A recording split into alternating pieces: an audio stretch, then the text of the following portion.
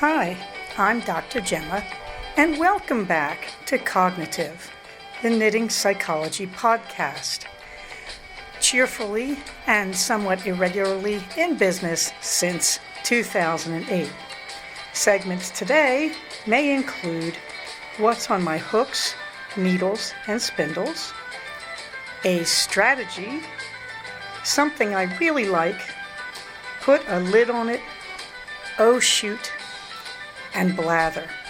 So sit back, put your feet up, pick up your knitting, crocheting, spinning, weaving, or dyeing, or any other yarny thing you're doing, and get ready to enjoy. Hi, it's Dr. Gemma, and this is episode 13 of Cognitive. Welcome back. Let's see, I have a lot of interesting stuff because I've been doing a bit of updating. So if you'd like to send me comments, please respond either on our group on Ravelry, which is not surprisingly called Cognitive, or you can respond on the blog page at blogger.com. The address there is cognitivepodcast, all one word, .blogspot.com. Cognitive is spelled C-O-G, the word knit, I-V-E, podcast.blogspot.com. I'd like you to know we do have a listener's map. I know because I looked it up myself. It's pretty old, but it's there. So if you'd like to add yourself to our listener's map, please feel free. There is a link in the show notes. I also have a YouTube channel, which is called, really originally, Dr. Gemma. You spell out the word doctor. On that site, I have 1-minute flash tips about surviving the pandemic. And then I have some longer discussions of really the most common things I say to people in therapy. I'd like to thank the people who've taken advantage of the coffee site and bought me a coffee. I greatly appreciate it, and we'll come back to that in a second. I'd like to point out that we're not doing the Cognitive Fiber Retreat yet. If we have enough of a listenership gathered, I will be happy to do it. I will reorganize it, but I'd have to feel like I could get a crowd of 50 people together. I'd also like you to know that if you're listening to me here, I'm not going to add you to my Instagram account because I have problems with robots and because I used to work in a prison. So please, if you'd like to comment or follow me, you can follow me at cognitivepodcast.blogspot.com or on Ravelry or on both. You can make all your comments here. In the warm thanks department, I owe a big apology to Frazzle Dazzle, because you're the one who restarted the Ravelry conversation. I had thought it was someone else, and I mentioned that last episode. My apologies, Frazzle Dazzle. I've really appreciated your comments. This is what I get for not investigating my Ravelry group enough, but this podcast, this particular episode, has a lot to do with how I changed that habit. Thank you for your very kind posting about missing me and missing the podcast and being glad it's back. I'd also like to return to the topic of a coffee and thank Sarah H. for that delicious coffee. I really appreciate your generosity. It's the little things like that that go towards just the monthly bills for keeping the podcast going. In case you're wondering, no, it's not real expensive to have this podcast. It's $20 a month, and I do appreciate the coffee donations. That's where they go. On the coffee site, they make you set up a savings goal. So I think I set a tent last year when I set it up, because it was a tent. And those of you who were following the Instagram this summer will know the tent meant a very sad fate in a windstorm. Nonetheless, that was my pavilion, and I hope someday to replace it. But your coffee donations are going towards just the monthly cost to keep the podcast on Libsyn. That was a lot of digression. You must be wondering by now what's on my hooks and needles. First of all, let me tell you that it is 9:11 p.m. on Saturday evening, January 30th. I had a really easy day today, so I'm a bit lively. So I thought I would record this, and then if I don't like it, I'll consider it just a rehearsal. Meanwhile, what's on my hooks and needles, you may be asking? Well, it's been another really happy week for the knitting. Twin Faces Vest is now on safety yarn. I took the needles out of it and put yarn in place of them and then tied it off. So I need to pack that up and take it down to the post office and send it to her. So that's at a really good place, and it's driving me nuts because I really want to make now a vest for myself. I have a few vests I've made along Harry Potter type themes, and I'd really like to just make a good serviceable vest with a size that fits me better. So far, my vests, following Ann Budd's Knitter's Handy Book of Patterns, my vests have come out a little bit floppier than I want. So I want to work on that. So what I'm doing is I took the Frances Revisited sweater that I knit on size 10 needles in worsted weight yarn and came out very nice and very fitted. And I'm trying to reverse engineer it. So I started at the bottom. It's a top-down sweater. And I'm trying to work my way backwards, upside down, increasing where I decreased, etc., and trying to rebuild that from the bottom up to the armholes. And from that point, I should be able to fudge pretty well from Ann Budd's Knitter's Handy Book of Patterns, the vest pattern. So we'll see how that goes. I'm toying with it. I haven't really started it, but I have drawn up the schematic for the reverse engineering.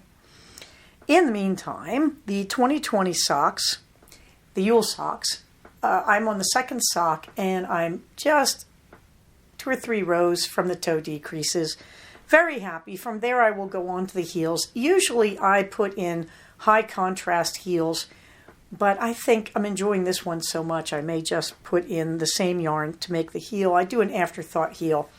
So I knit a tube, but where I want the heel, I put in 2 rows of waste yarn as a marker for where the heel will go, and it works very nicely. And thank you, Elizabeth Zimmerman, for that trick. What else? Well, I'm yearning, as I said, to start another sweater, and I'm casting over my yarn. And, oh, I forgot to mention here that I'm working on the beautiful Ohm shawl from Michelle Miller. I totally left it out of my notes here, so I will have to add that. And the Ohm shawl is, let me think, Zen Yarn Gardens yarn, I believe. But this is a kit from 2012, and I talked about it last time, how I stopped on it when I got almost to the end because I had seriously miscounted the lace at the very bottom. And then a little bit later, maybe 2 years later, I tried to restart, and I don't know what made me stop again, but I've gone back to it, and I was very concerned it had been mothed. No, there's no evidence of that. The reason was the most fragile yarn is at the bottom. It's a mohair blend, and it just tended to untwist. That's not the dyer, that's the base yarn, I would think. And so, I've just been toughing my way through it. I estimate I've got about a week left on it. What I'm doing is one 14-row repeat of that final lace edging. And that lace edging is somewhere about 30 to 35 stitches wide. So it's not really exhausting. I do one 14-row repeat a day, and that's what's keeping me from going crazy. I really have remembered a lot about lace knitting and why I liked it from doing this. It's amazing for mindfulness. I cannot think of anything else when I'm working on that lace. It just empties my mind.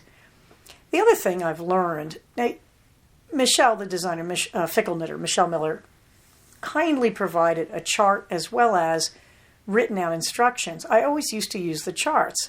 This time around, for some reason, I'm finding the written out instructions more comfortable to work with. However, each row has to be, in my brain, worked out for its symmetry. So when I get to each new odd-numbered row, because the even-numbered rows are, of course, purlback, when I get to the odd-numbered rows, I stop and I look at it and I work out the symmetry, and that seems to help me. I have no idea why looking at the chart is not easier, because it always has been in the past. But I've been enjoying it a lot. Hopefully, the next time I talk to you, I will be just about finished the Ohm shawl.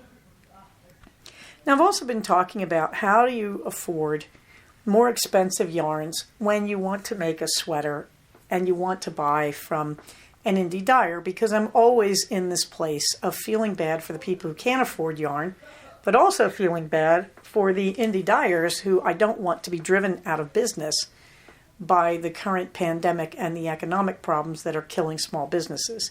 So I've been spending weeks now looking for that happy middle ground, which I've always kind of known, but I think it's worth reviewing. in a podcast. We don't want to be anti-small business. We want to support our indie dyers, and they do a really unique service to our community. They come up with these yarns we'd never get elsewise. They're just spectacularly beautiful. At the same time, we don't want to be classist or ageist about our knitting. We don't want to say poor people or older people don't get to knit because they can't afford it. So we have to kind of tread this middle ground, don't we? And I really like that in the knitting community in the last few years, we've been working on the racism that was there. We've been working on the sizeism by demanding that people make their patterns in a bigger range of adult sizes. I think it's time to also bring the discussion of classism and ageism into this as well. I think all of these things should be considered. You can't solve every problem. One of the best ways to solve the problem, if you think somebody can't afford to knit, is to give them good yarn.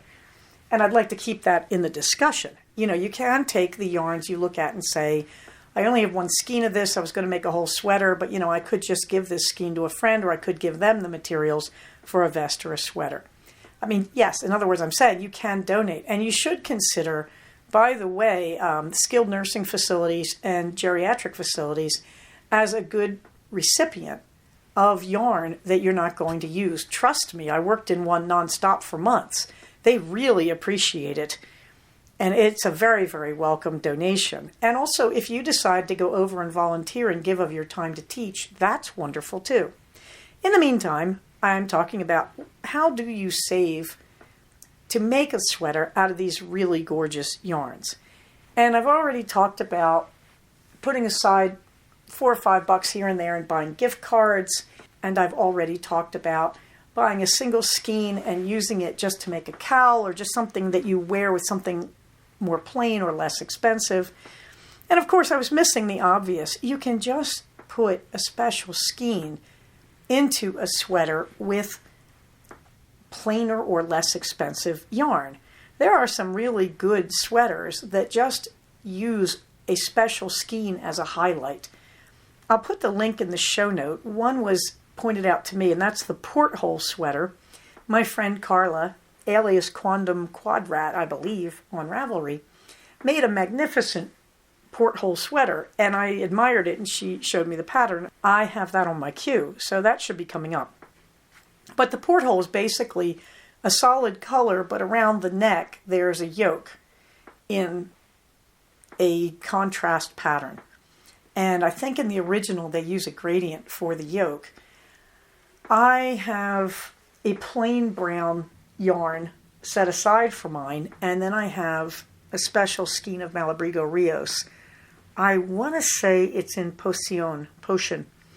At any rate, that's a great way to use a really special yarn and liven up a sweater without blowing your entire budget.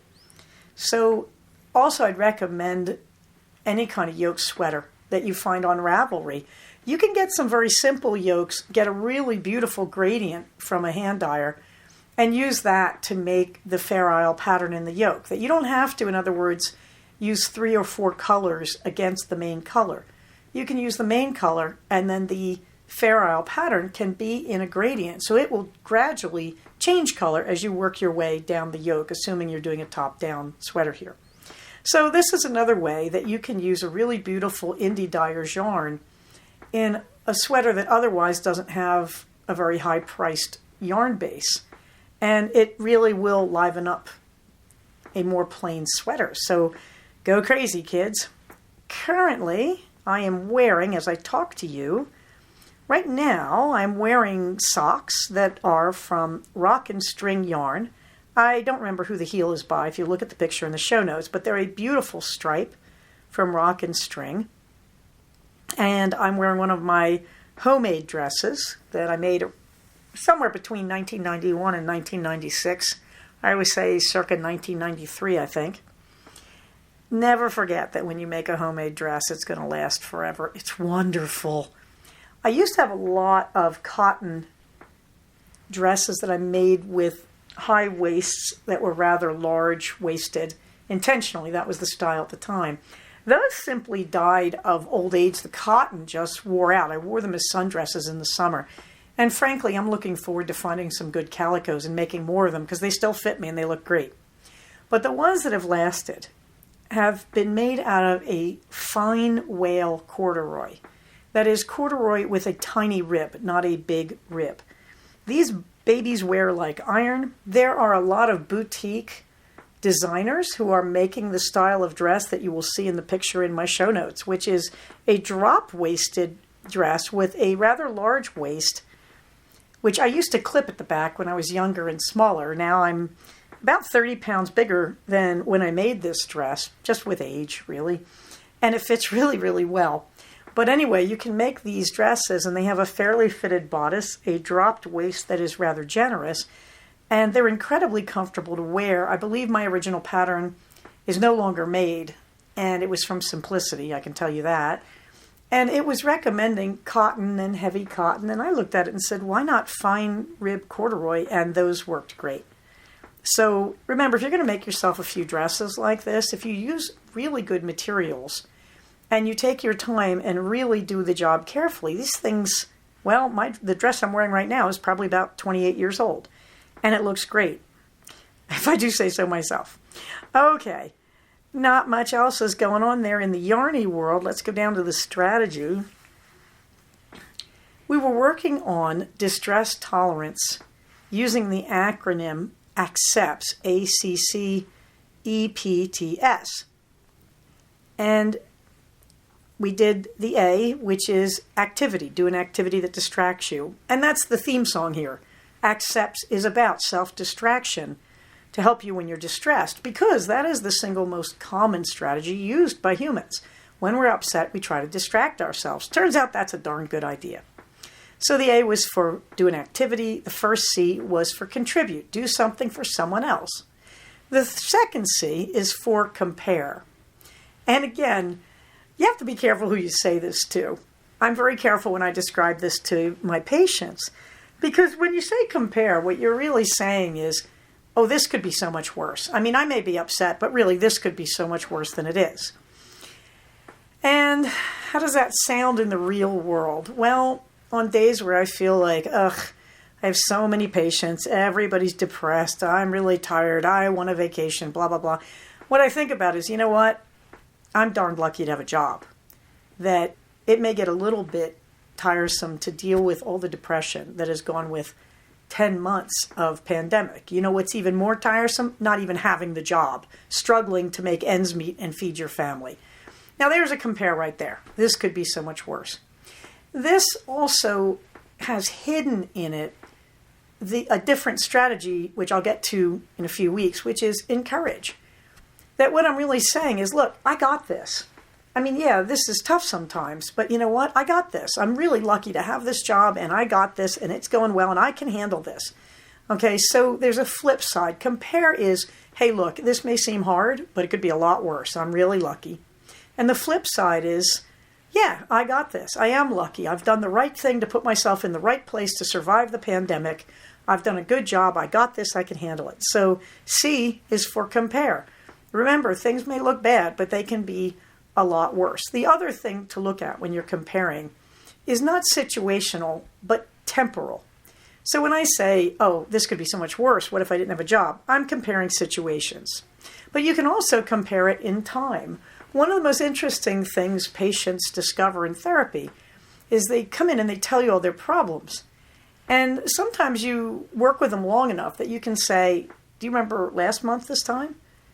And they say, well, sort of, why? And you say, well, let's look at your note. And I'll read the note to them and I'll say, gosh, you had totally different problems a month ago. And that's a revelation to patients that they say, you know, you're right, that I was so worried about those things in your note, doctor, from a month ago. I was so worried, and yet now they're mostly resolved. I've discovered a whole new bunch of things to worry about, which again is a temporal comparison that you realize, well, then a month from now, all these problems will probably be solved, and I'll have moved on to other concerns. And that makes you realize a problem, is it really a problem? Or is it that you're exhausted and tired and you need to distract? You know, really, this is more of a challenge. In the world of mindfulness, if you've got a roof over your head, clothes that are keeping you warm and comfortable, food enough for the next 24 hours, and people who care about you and will help you, you don't actually have problems. In mindfulness, we would say to you, you have challenges that you must rise to. So again, you can compare incidents. This incident is bad, but it could be so much worse if this other thing were happening. But you can also compare in time. Like, this feels so bad to me, but I'll bet a month from now I won't even care about this, or I'll bet a month ago I had a whole different set of problems. That is compare. Put a lid on it. I'm giving you the recipe for my lovely egg drop soup, Italian style. This is with many thanks to my late Aunt Rose, who would bring this over every Thanksgiving when I was a child. My mother would throw this big party for all my father's side of the family. And Aunt Rose just insisted on bringing this special egg drop soup. And this annoyed the living heck out of my mother, especially since my mother was a lousy cook. So Thanksgiving dinner, let's just say my father's family were incredibly generous and good-natured about showing up every year for not so great food. But Aunt Rose, among all of them, just insisted she had to bring what I think she thought of as Sicilian egg drop soup, and for all I know it really is. Now, this is important because if you're keto, you're making bone broth a lot, I hope, because it's a great solution to getting the electrolytes you need.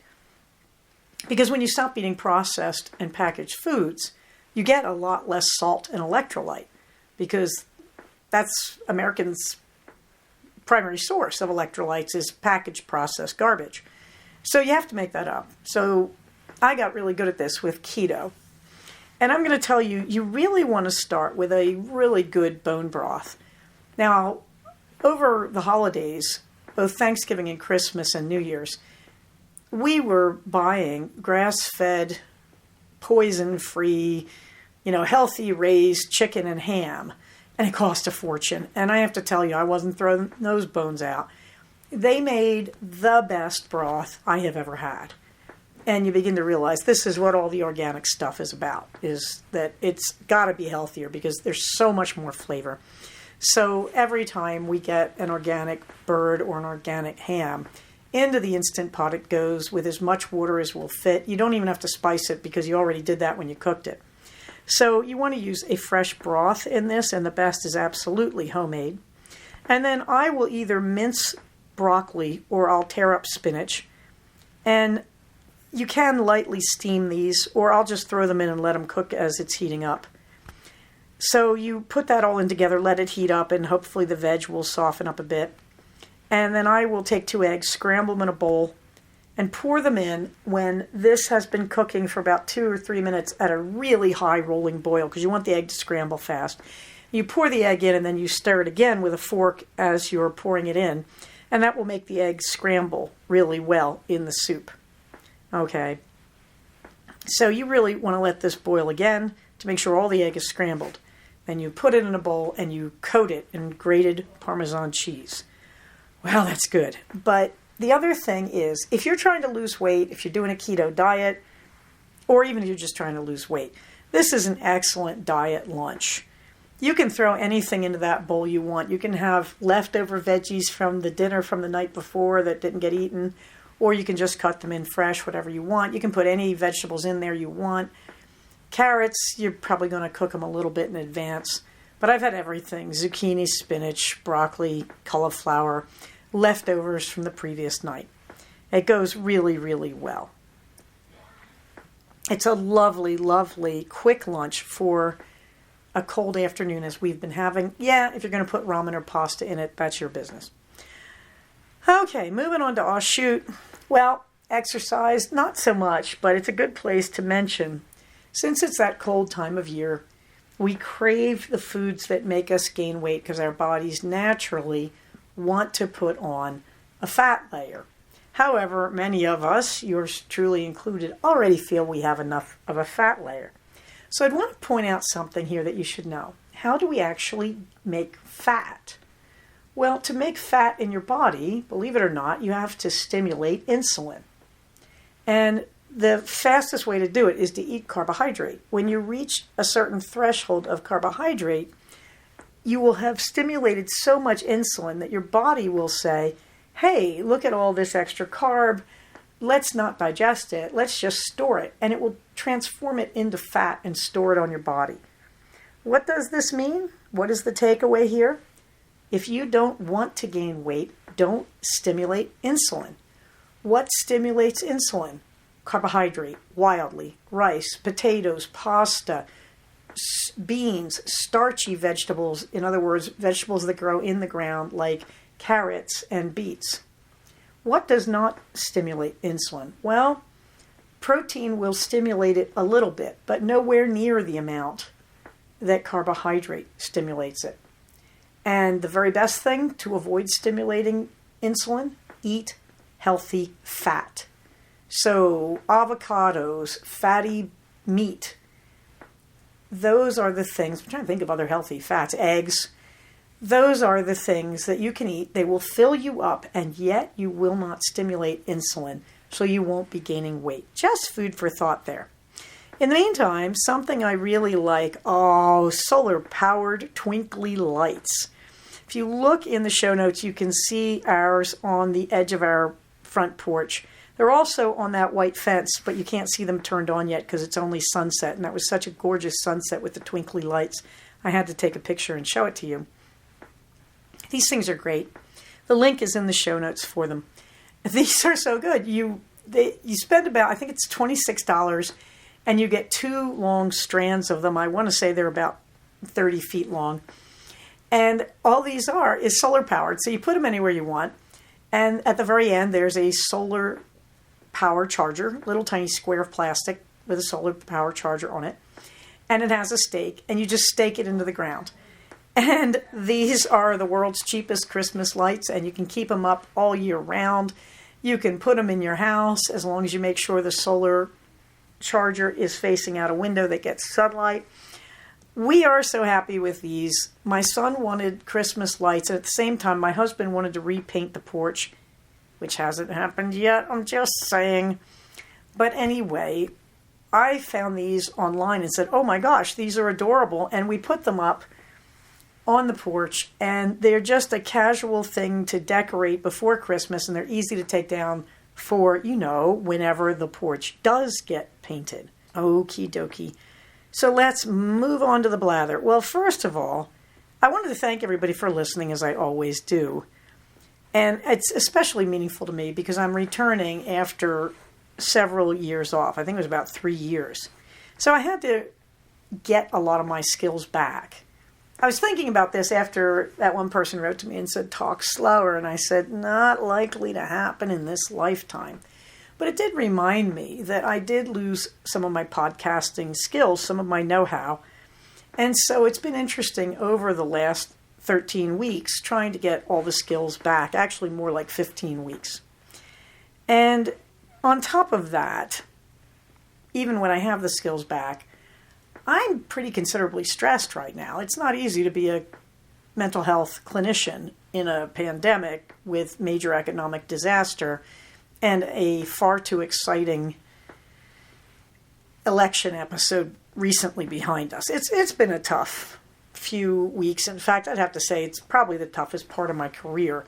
The flip side of that is how grateful I am that I now can work from home. It makes a huge difference not to add 2 hours of driving to every working day. It is really amazing to work from home. I have just loved that part of the deal. So I really appreciate those of you who are returning. I appreciate the new listeners. I think you've been very generous with me. And I would like you to know that behind the scenes, I am still updating, trying to get my skills back, trying to organize things a little better.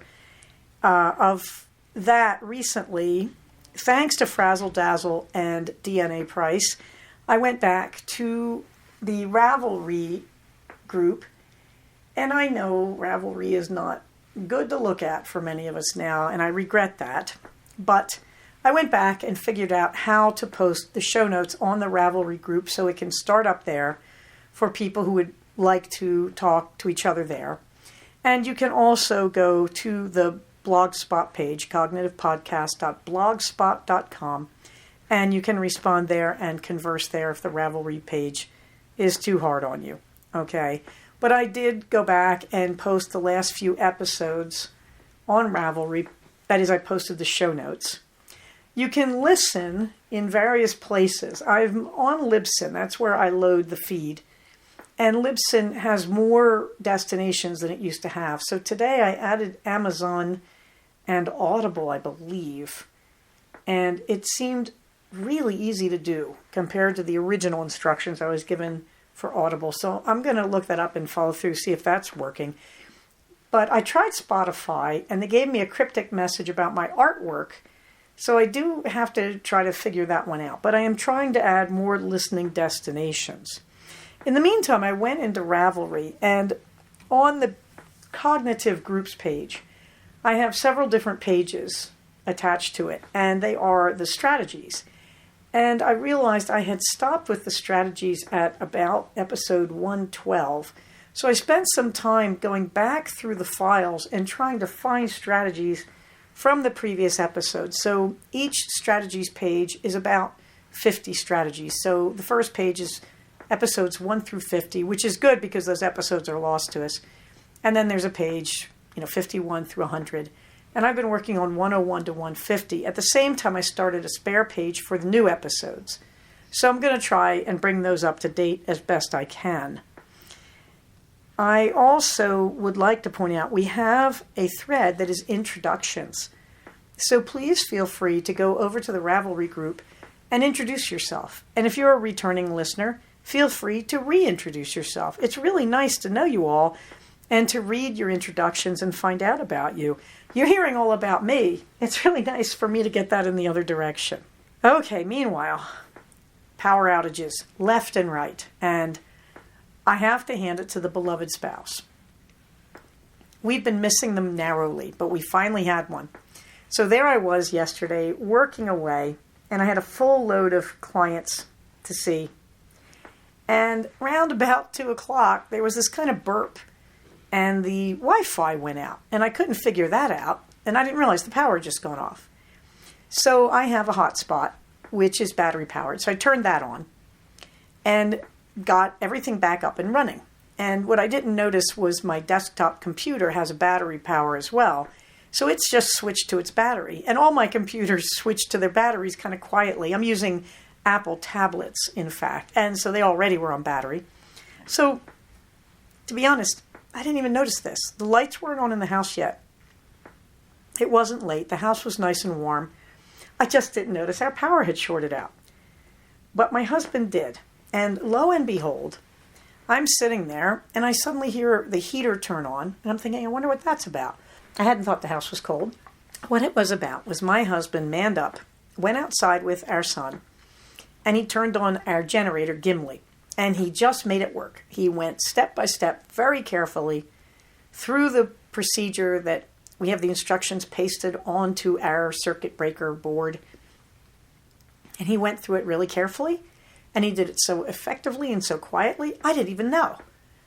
So I come out and I said, oh, look at that. We're supposed to have had a power outage, but I don't know why they think we had this. I mean, I got a letter from the power company saying you had a power outage, but now it's been restored. And I said, what on earth are they talking about? We didn't have a power outage because all the lights are on, the heat is going. And my husband got the look of the cat who swallowed the canary and said, yeah, we did. I just fixed it. And it was so transparent. And it was this wonderful sort of acid test of how prepared we've become over the last year with the pandemic, that I've spent months tweaking my system for seeing patients in real time so that if we have a power outage, I can immediately go to the MiFi hotspot on battery and all my computers can go to battery. And so I had just made that work so flawlessly. But behind closed doors, we also put in Gimli the generator. And my husband, who'd been kind of afraid to do it, just went out and made it work. And it was a good thing because it was about 32, 33 degrees out and snowy and everything else, and it would have been cold. And he just made it work. So I went outside with him, and there was little Gimli sitting in the driveway, happily chugging away, drinking its propane and doing its job. And my husband looked at me and he said, do you believe the power is on in the house? And I said, yes, I do.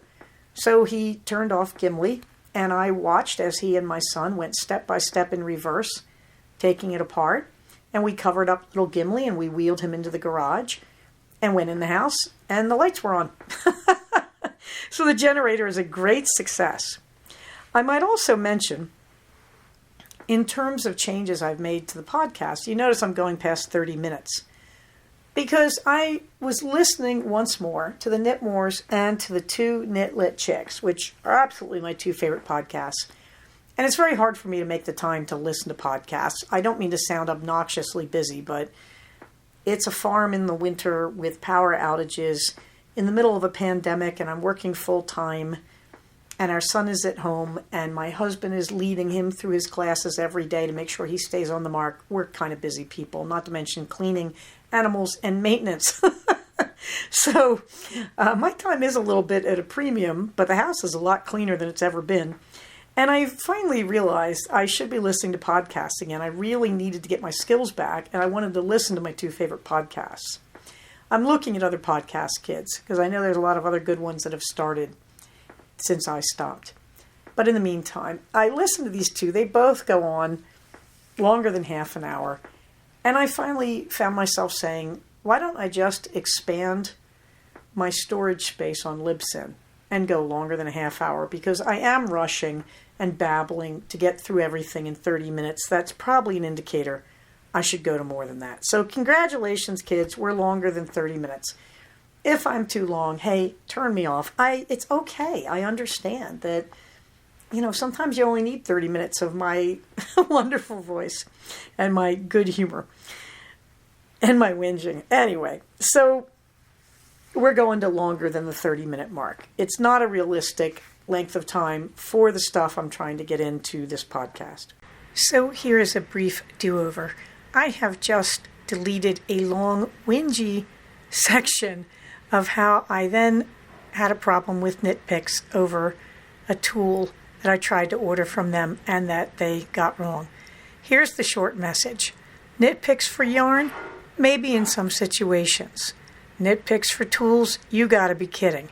So I take you back with less whinging to where I left off to tell you how I solved my problem of a missing cable needle.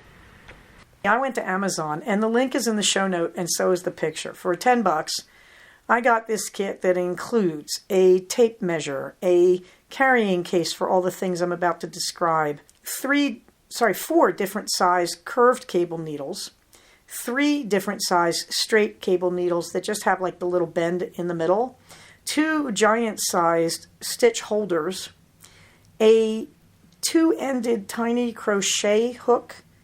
That is, there's 2 tiny crochet hooks joined at the middle so that you can pick up drop stitches.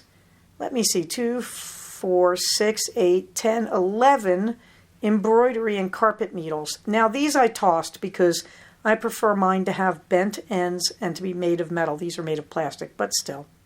And then 2, 4, 6, 8, 10, 12, 14, 16 safety pin shaped stitch markers for crochet, and about another 12 broken C-shaped crochet stitch markers, and then a little packet of round stitch markers for different size needles, probably about a dozen of those, and then 8 different size needle tip covers.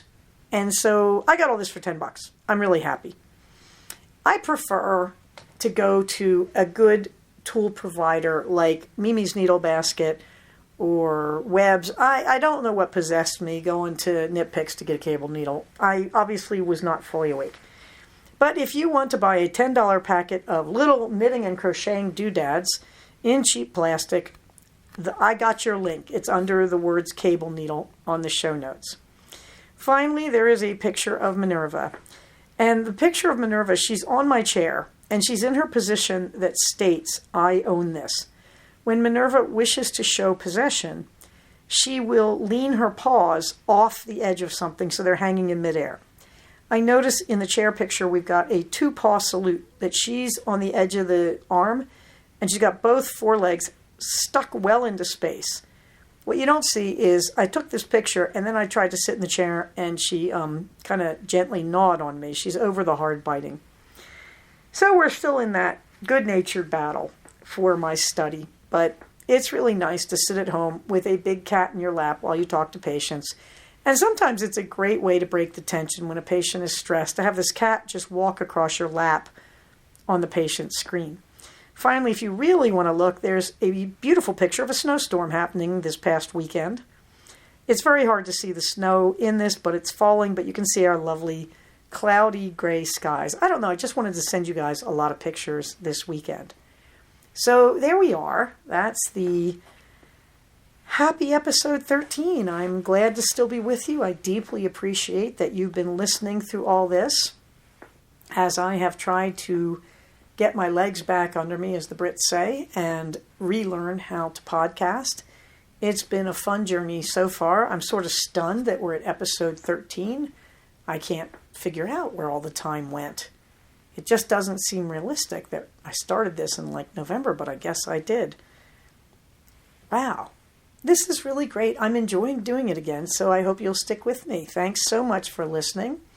Remember to wear your mask, wash your hands, social distance, and most of all, stay safe, take care of each other, and I'll talk to you next time. Bye-bye. So we have come to the end of another episode of Cognitive.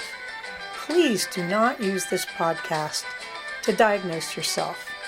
If you think you are having a mental health problem, please contact a licensed mental health professional.